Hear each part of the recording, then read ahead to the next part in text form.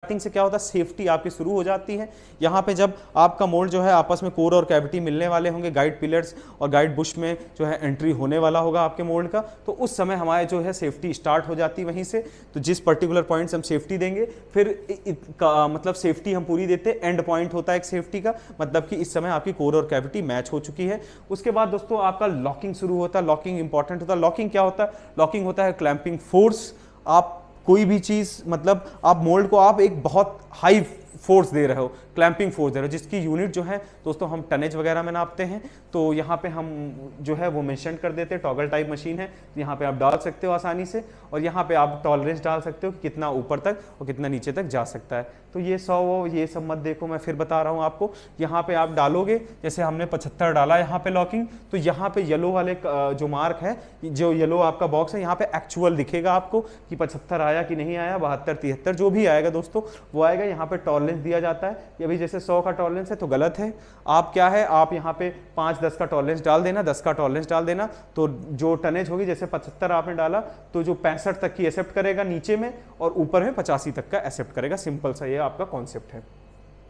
उसके बाद दोस्तों यहाँ पे देखिए मोल्ड सेफ्टी में जो है वो टाइम दिया जाता है। यहाँ पे टाइम भी एक दिया गया है, मतलब मैक्सिमम टाइम आप यहाँ डाल देते हो, जैसे 5 सेकंड हमने डाला मैक्सिमम डाल दिया कि 5 सेकंड के अंदर आपकी मोल्ड सेफ्टी कंप्लीट हो जाए। 5 सेकंड भी बहुत ज़्यादा है, आप जो है इसके हिसाब से डालिएगा जो एक्चुअल टाइम आपका रहा। जैसे एक्चुअल 0.23 आ रहा तो आप एक टाइम डाल दीजिएगा, जिससे क्या होगा कि इतने टाइम के दौरान जो है आपकी सेफ्टी पूरी हो जाए। अगर उस टाइम से ऊपर लेता तो अलार्म आ जाता, तो आप समझ जाओगे कि कुछ ना कुछ दिक्कत हुई थी आपके मोल्ड को बंद होने में, कोई चीज़ शायद स्टिक करी हो। तो मोल्ड सेफ्टी पर्पज़ के लिए बहुत इंपॉर्टेंट होता है। अब दोस्तों बात करें मोल्ड ओपन में, तो ओपन में वैसे ही है, सिंपल। मोल्ड को जब पूरा खोल रहे हो दोबारा आप मोल्ड बंद होने के बाद, तो पहली स्टेज में आपको स्पीड थोड़ा कम रखना है, प्रेशर थोड़ा बढ़ा के रखना है। उसके बाद जब मोल्ड थोड़ा सा खुल जाता है तो आप स्पीड बढ़ा दोगे।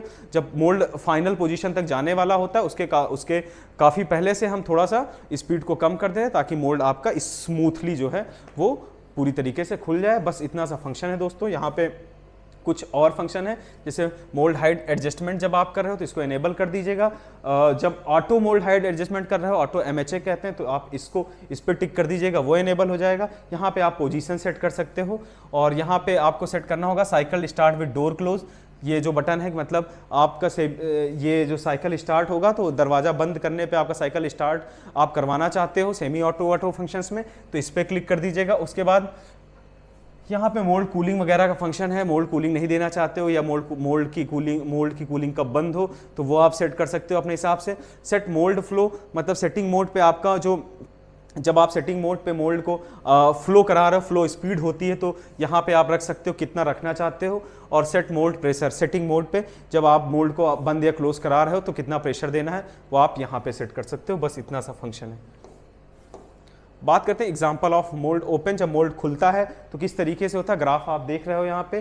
तो मोल्ड खुलने की देखिए, सबसे पहले क्या होता है, मोल्ड जब ओपन होता है तो स्पीड उसकी कम रहती है, और ये मोल्ड ओपन की स्पीड है, सीक्वेंस की स्पीड कम है, थोड़ा सा कम स्पीड पे चलता है। फिर सडन हम स्पीड को बढ़ाते हैं ताकि मोल्ड जो है वो मतलब खुल जाए अब, क्योंकि अब लंबा उसको ट्रैवल करना है, तो उस समय हम बहुत धीरे स्पीड में नहीं ले जा सकते, क्योंकि हमें साइकिल टाइम बहुत दिमाग में रखना है। साइकिल टाइम जो है वो इंपॉर्टेंट रोल प्ले करता है, इसलिए हम बीच के स्टेजेस में हम मोल्ड को थोड़ा सा तेजी में रन कराते हैं। उसके बाद जैसे मोल्ड जो है आपका एंड पोजीशन पे पहुंचने वाला होता है, उसके थोड़ा पहले से हम उसकी स्पीड कम कर देते हैं, ताकि आपका मोल्ड स्मूथली खुल जाए, थोड़ा कहीं भी मशीन पे आपके जर्क नहीं आएगा। आप इस पैटर्न को फॉलो करोगे मोल्ड स्पीड के, तो आपको कभी भी जो है वो दिक्कत नहीं होगी, कभी जर्क वगैरह महसूस नहीं होगा, और आपका मोल्ड हमेशा सेफ रहेगा और स्मूथली चलता रहेगा। मोल्ड क्लोज में सिमिलर एग्जांपल है। सबसे पहले मोल्ड बहुत धीरे से उठाते हैं, हम मोल्ड को एक स्पीड नहीं देते, थोड़ी देर हम हल्का सा उसको स्लो स्पीड में आगे बढ़ाते हैं, उसके बाद से हम सडन स्पीड उसकी इंक्रीज करते हैं, और स्पीड इंक्रीज होता है। फिर जब आप मोल्ड सेफ्टी के नज़दीक आने लगते हो स्टार्टिंग पॉइंट के,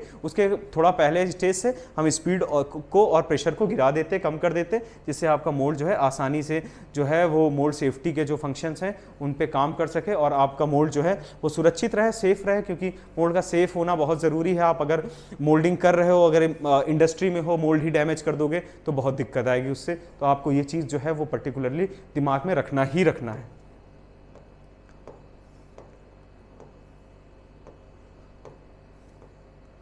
अब ये देखिए दोस्तों फंक्शंस है, जैसे ऑटो मोल्ड हाइट एडजस्टमेंट, तो ऑटोमेटिकली आप मोल्ड हाइट एडजस्टमेंट करना चाहो तो वो ऑप्शनल होता है। अगर आप एक्टिवेट करना चाहो, जैसे मैंने बताया कि टिक कर देना, तो वो एक्टिवेट हो जाएगा पर्टिकुलर। चलिए अब कुछ और जानते हैं। हाइड्रोलिक एजेक्टर का पेज है दोस्तों। हाइड्रोलिक एजेक्टर जो है क्या काम करता है, एजेक्टर का काम क्या होता है, बस सिंपल आपका जो मोल्डेड आइटम होगा, जब आप मोल्ड से आपका जो पीस निकलेगा बस उसको एजेक्ट करके बाहर निकालने का काम होता है आपके एजेक्टर का। इसमें बहुत सारी सेटिंग है, जैसे फॉरवर्ड रिट्रैक्ट। फॉरवर्ड में आपका जो है आगे जाएगा, एक मतलब आगे साइड जाएगा आपका जो एजेक्टर है और पुश करके बाहर निकाल देगा, आपके प्रोजेक्ट को एजेक्ट करा देगा। रिट्रैक्ट में बाहर निकाल के वापस वो अपनी पोजीशन पे आता है, तो उसको हम रिट्रैक्ट कहते हैं। यहाँ पे आप पोजीशन वगैरह सेट कर सकते हो, जैसे कि नंबर ऑफ स्टेजेस दिए 1 2, यहाँ पे आप स्पीड प्रेशर सेट कर सकते हो, जिसमें आपका 2 स्टेजेस में जाके आपको इजीली जो है वो आउट करा देगा। यहाँ पे आप स्टॉप है, मतलब कि आप कितने पे अपने एजेक्टर को स्टॉप करना चाहते हो। ये सारी चीज़ें जो हैं आपके पीस के हिसाब से होंगी, जो आप प्रोडक्ट बनाओगे उसके हिसाब से हम एजेक्टर की सेटिंग रखते हैं। एजेक्टर कितना ज़्यादा निकालना है, कितना कम निकालना है, या आपका जो आपका प्रोडक्ट होगा उस पर निर्भर करेगा किस तरीके के उसको रिक्वायरमेंट है, कि उसको ज़्यादा एजेक्ट आउट करना है या कम एजेक्टर जो है आगे आए और उसी में आपका प्रोडक्ट बाहर निकल आए। तो यहाँ ये स्टॉप पोजीशन होती।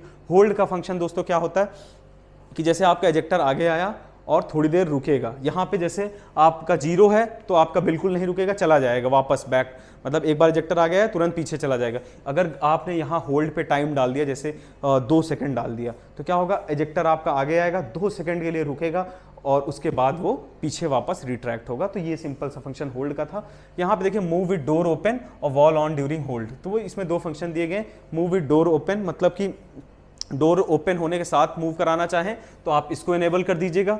Wall on during hold, wall जो है ऑन रखना चाहते हैं होल्डिंग के टाइम, तो आप इस पर्टिकुलर बटन को टिक कर दीजिएगा। यहाँ पे टिक मार्क, जैसे आप इसको टच करोगे तो ये टिक हो जाएगा ऐसे टिक मार्क जैसा। अब बात करते हैं तो रिट्रैक्ट में क्या होता है, वो पीछे की तरफ आता है। आपका जो इंजेक्शन है वो क्या होगा, जो आपका एजेक्टर है वो पीछे की तरफ आएगा, रिट्रैक्ट होगा। यहाँ पे भी सेटिंग आप डाल लोगे, उस हिसाब से पोजीशन डालना है, हमें कितना रिट्रैक्ट कराना है उसको। यहाँ पे स्पीड डालना है कि किस स्पीड से वो पीछे आए, और प्रेशर जो है कितने प्रेशर लगा के वो पीछे आए, बस इतना आपको डालना रहता है। और जैसा मैं बार बार कह रहा हूँ, ये सारी चीज़ें जो हैं दोस्तों वो आपके प्रोडक्ट पे डिपेंड करती हैं कि आपका प्रोडक्ट कैसा है।